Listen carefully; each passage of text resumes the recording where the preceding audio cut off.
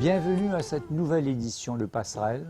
Au sommaire, 3 livres où le dessin est à l'honneur. Regards from Mauritius, du dessinateur Florent Buss et du romancier Amal Sitoel. Florent Buss, pourquoi ce livre, Regards from Mauritius, paru aux éditions Vis-à-vis? Qui en a eu l'idée, vous ou votre éditrice? En fait, ce livre est une émanation d'un autre livre qui est un carnet de voyage qui se situe à Madagascar. Et en ayant fait le lancement de ce livre et en rentrant du lancement, je me suis dit mais il serait temps de dessiner, de produire sur l'île Maurice, puisque ça fait 20 ans que je vis à Maurice. Et donc il est venu comme une évidence. Comment avez-vous procédé pour choisir les différents paysages ou scènes de vie que vous dessinez à l'aquarelle ou à l'encre de Chine? Alors ça c'est une grande question, puisqu'on se pose toujours la question du sujet.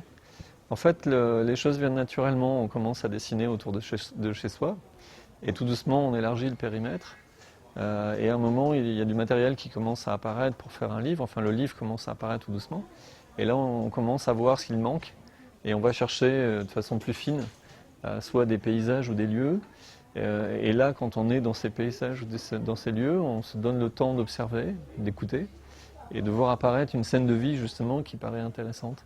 Et les choses se complètent. Puis après, il y a la rencontre avec Amal, qui a apporté sa contribution et son regard, et qui m'a relancé sur d'autres lieux. Alors pour illustrer mes propos, quelques exemples tirés du livre, notamment le dessin à Montchoisy. Montchoisy, c'est un endroit où je suis allé souvent, et ce qui peut frapper, c'est justement ces marchands de glace. Donc j'ai cherché cette image toute une après-midi. Je me suis posté, je me suis promené, j'ai regardé et à un moment j'ai vu passer ce marchand de glace orange avec ses couleurs acidulées. Et ces deux personnes, notamment avec un t-shirt et des couleurs qui étaient frappantes. Et là la scène d'un seul coup est apparue et on se dit on tient l'image. Donc voilà un peu comment les choses peuvent se mettre en place. Elles se mettent en place à la fois naturellement et on va les chercher. Donc la scène apparaît d'elle-même à un moment, elle doit apparaître. Et si elle apparaît d'elle-même, à ce moment-là, il y a de grandes chances que ça soit réussi. Mais il n'y a pas de recette préétablie, sinon ce serait trop facile. Et pour prendre un autre exemple, qui lui est noir et blanc, parce qu'il y a des dessins noir et blanc et des aquarelles en couleur, un dessin dans le sud, qui était le terminal sucrier de l'époque, où les goélettes partaient mener le sucre, c'est à Belle-Ombre, et remonter le sucre à Port-Louis. Et là aussi, c'est en flânant dans le sud, je voulais que le sud soit présent, que le livre soit complet. Et en allant dans le sud, je me souvenais qu'il y avait un lieu comme ça qui pouvait être intéressant. Et notamment celui-là, ce terminal, enfin ce vieux bâtiment du 19e avec ce toit jaune. Là par contre, il est en noir et blanc. Et c'est en me posant devant qu'une scène est apparue avec des gens qui venaient dans l'eau, enfin se baigner, et notamment ce pêcheur. Qui n'était pas là au début et qui est venu au moment, enfin pendant que je faisais ce livre. Donc voilà, les images, on va les chercher, mais elles viennent aussi d'elles-mêmes. Qu'est-ce qui guide votre choix de l'aquarelle ou de l'encre de Chine pour dessiner un paysage ou une scène de vie? Ça me fait penser à une autre question où souvent les personnes me demandent si je préfère le noir et blanc ou la couleur. Et dans ces deux modes d'expression, lequel me va le mieux ou dans lequel je me sens le plus à l'aise. En fait, l'intérêt justement, c'est de juxtaposer les deux. Et je pense que les deux sont complémentaires. L'un permet de dire certaines choses, de donner certaines impressions ou rendre une certaine sensibilité par rapport à une scène de vie, justement. Le noir et blanc et la couleur permettent de donner un rythme au livre qui est intéressant. Et aussi de toucher deux publics, je dirais, puisqu'il y a des personnes qui préfèrent le noir et blanc et d'autres qui préfèrent la couleur. Donc ça c'est... Après, comment les choses viennent, là aussi c'est un peu, enfin je dirais naturellement.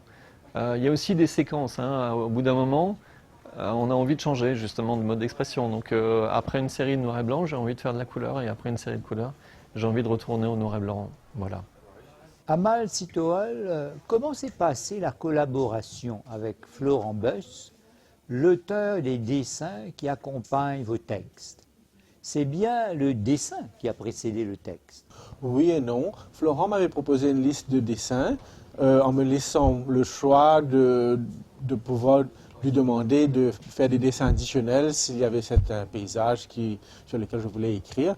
Et effectivement, c'est un dessin, je dirais, c'est un paysage plutôt urbain, qui correspond plus à mon passé que je lui ai demandé de faire. Donc je crois que ça donne une balance au livre, c'est-à-dire qu'il y a l'île Maurice de la côte, l'île Maurice très connue par les étrangers, mais il y a aussi l'île Maurice plus intime, l'île Maurice que connaissent les Mauriciens plutôt.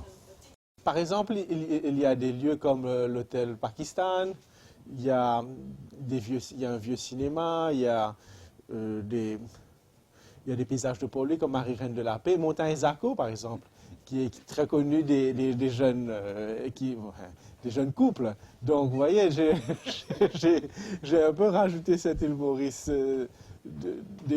disons l'île Maurice de mon passé. Alors ça donne un ton. Et je crois que du coup, même les gens qui sont par exemple à l'extérieur, les Mauriciens, quand ils ouvrent ce livre, ils replongent un peu dans leur propre vécu. Est-ce la nostalgie d'un monde en voie de disparition qui caractérise vos textes? C'est vrai qu'il y a des immeubles ou bien des sites que je dépeins. Par exemple, moi j'avais demandé à Florent de me dessiner le cinéma Luna Park. Eh bien, finalement, je ne savais même pas que ce cinéma n'existe plus. Finalement, il s'est rabattu sur le cinéma Vénus. Vous voyez, donc, on en rit, mais c'est dommage. Il y a le paysage urbain de Paul Louis se transforme trop vite. On perd beaucoup de choses. Mais sinon, disons que moi, c'est pas un monde, c'est le monde du passé, c'est-à-dire le monde de l'enfance qui a disparu. Donc, j'ai voulu rattraper ça par certaines évocations dans ces textes, certainement. Vous êtes avant tout romancier. Alors, quelle différence entre écrire des textes dans ce livre, Regards from Mauritius, et l'écriture d'un roman? Mais disons que dans ce cas-là, c'est un peu plus fugace, c'est-à-dire que c'est une balade. Donc, dans une balade, on a des bribes de sensations qui vous arrivent pendant la balade. C'est-à-dire que se promener à Maurice, c'est quelque chose d'assez particulier parce que l'île est toute petite, mais les voyages peuvent être très lents. Parce que souvent, on se balade dans des autobus qui s'arrêtent à tous les 500 mètres, dans tous les petits villages. Par exemple, si vous allez du côté de l'Est, Nord-Est, par exemple, c'est très très long comme voyage.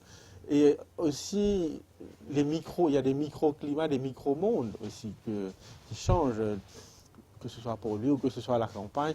Donc vraiment, c'est quelque chose d'assez fragmenté. Et moi, ce que j'ai voulu capturer aussi, c'était, disons, pas le côté folklorique, mais le côté, je dirais, impressionniste peut-être, c'est-à-dire les impressions, surtout les impressions de lumière. Je crois que Florent a très bien capturé ça, la lumière ambiante. Et j'aime bien aussi cette transition entre l'aquarelle et le dessin à l'encre de Chine parce que ça me rappelle aussi des jours nuageux, c'est-à-dire que j'ai des souvenirs d'enfance où tout est en gris parce que c'était des jours nuageux, on voyait des couleurs étaient plus estompées. Donc j'aime bien le mélange des deux techniques. C'est dans un de ces vieux cinémas que mes parents ont vu Mughal Azam, la grande épopée moghole, et les comédies sentimentales de Raj Kapoor et de Billy Wilder. Puce, L'Homme et Rêve. À Quatre-Bonnes, au cinéma Bobby, nous avions Hanuman, le guichetier colleur d'affiches caméraman au visage simiesque. Pendant les séances du soir, il sommeillait, épuisé, et se trompait de bobine.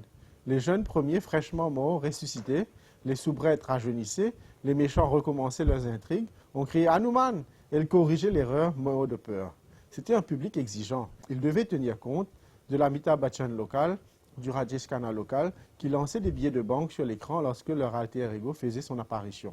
Les Mauriciens tiennent beaucoup à leurs fantasmes. 3 livres donc où le dessin n'est pas un simple support de l'écrit, où les deux formes d'expression se complètent harmonieusement pour raconter une histoire ou transmettre une réflexion, un sentiment. Fin de cette édition. À très bientôt.